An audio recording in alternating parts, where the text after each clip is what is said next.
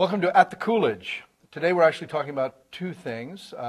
Trouble the Water, an amazing film about New Orleans, and the aftermath in the Ninth Ward, and told through the story of one family. And we're also talking about do-it-yourself and self-distribution with Anna Callahan of superindiefilms.com.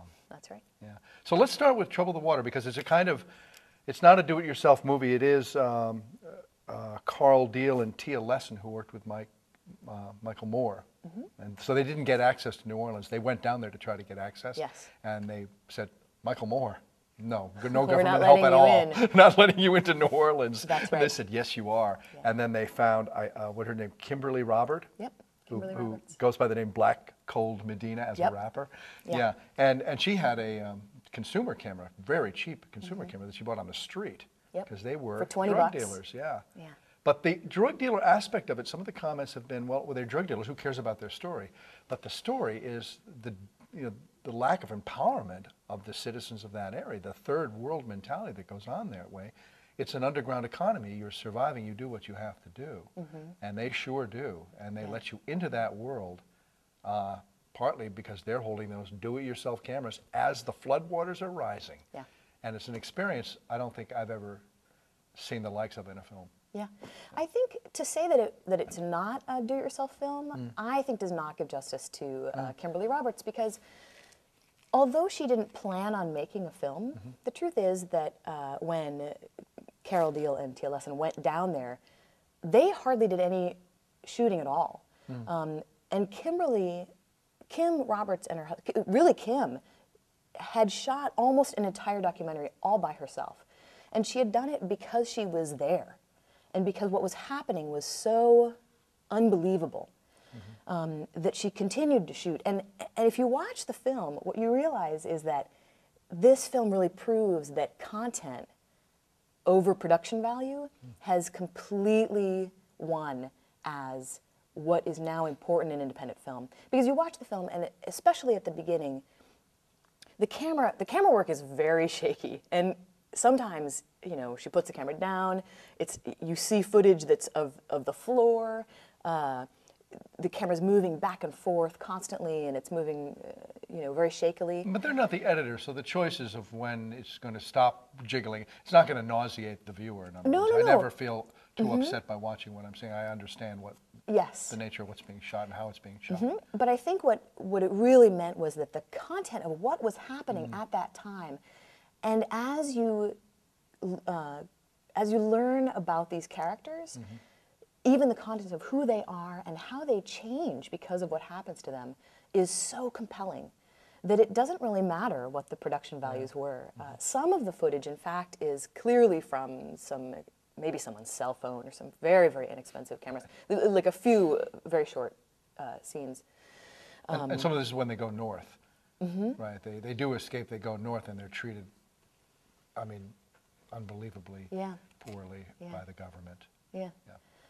So I thought it was just a wonderful testament to how important it is to have great content, which is a good indication for independent filmmakers, because while film equipment and editing equipment is getting cheaper, that's still the most difficult thing, I think, for someone who simply has a dream of a movie, is to have really high production values.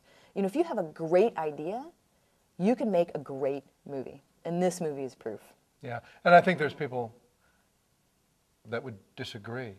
That a movie has to be done in a certain way with certain values to make it viable. It's not true anymore. It's not true anymore. And this is, now we get to the whole do-it-yourself aesthetic of not only making the film, but distributing the film, which is where your site comes in, superindies.com. And you're just one of a model. That's right. Yeah.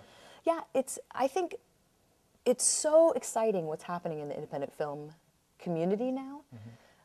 And it's a little reflective of what happened in independent music about 10 years ago, that it became so inexpensive to make albums, and now so inexpensive to make films, that everyone started making their own films, and you can see everyone's stuff on YouTube, and there's so much content now. But being able to distribute that content hasn't really caught up with the supply of films that there are out there.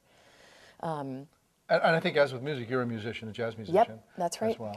And but for some reason, a corporation is the one that makes your product viable. Yeah. Is a mistake. That's I mean, right. that a hegemonic attitude is doesn't work. That's right. Yeah. And it used to be the only way, and that's why filmmakers. Certainly for the music business, they had Absolutely. the distribution, and that's why they ruled. That's right. That's right. They had the trucks. Yeah. Well, they could press LPs. Yeah. I mean, an independent musician could not make an album. And the same was true of film. I mean, film was even more expensive than pressing your own album. So, but now that filmmakers can make films, a lot of filmmakers still have this idea that they will be discovered.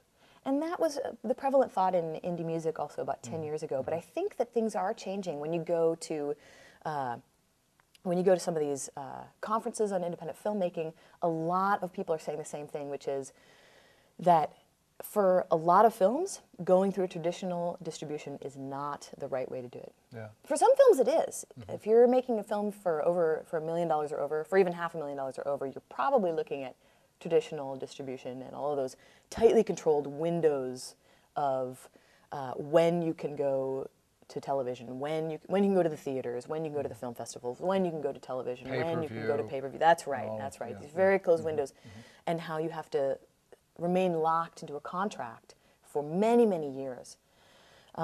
There's gatekeeping and then there's filtering.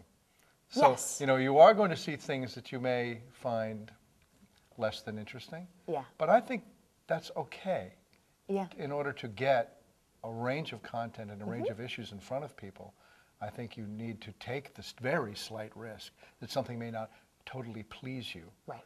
And Lord knows when you go to see some of these films that are when Hollywood tries to convince you it's what you want to see, you're less than pleased, and then you spend a lot more money and a lot more time, and you see Babylon AD with Vin Diesel, you walk out, it takes your breath away because you have no idea what's going on. Right. A lot of things blew up, but why is that a superior experience to an indie film that has content that's really worth seeing, somebody's story that is universal, and maybe it's not done perfectly, but it's worth the chance. That's right. Yeah. That's right. And that's what your site really is about, is empowering that. Yep, absolutely. Yeah, but there's a number of sites that do this. There are a number of sites. And can you explain the difference between streaming and yours is a streaming model? No, mine is not a streaming model. Oh, yours is a download That's model. right. I'm sorry. That's right. Mine is a download model. The idea behind my site is it's very much like iTunes for indies. So on iTunes, you can go on their site, you can watch a trailer, you can buy TV shows for a couple of dollars, you can buy movies for $10. And then you download that, and you can watch it anytime you want to for the rest of your life. You own it. Yeah. It's the same model. And I think the way that we're different from other sites, first we allow filmmakers to have their entire DVD online, so you get an interactive file, and you can choose to watch special features, you can watch the making of, you can watch the movie, you can watch the trailer. So that's kind of an interesting little take that we have. And we do that partly because we want filmmakers to learn from other filmmakers. So we want filmmakers to supply us with their materials on how did they make this film? How much did they spend? How did they do their lighting? How did they do their camera work? How did they produce it? Oh, interesting. And this comes across in some of the extras that they get when they put it in. Oh, That's right. Okay. Yeah. What kind of content are you seeing? What kind of films are you seeing out We there? have Are they documentary films? We have a wide variety of films. Narrative? We have Lengths as well? Yep, we have some short films. We have maybe a dozen feature-length films right now. We just opened this summer, so we're sort of at the very beginning of our content. Yeah. We have a couple of kids' films. We have a horror film or two. Some dramas. Yeah, we have a film. We just have a variety of things, sort of.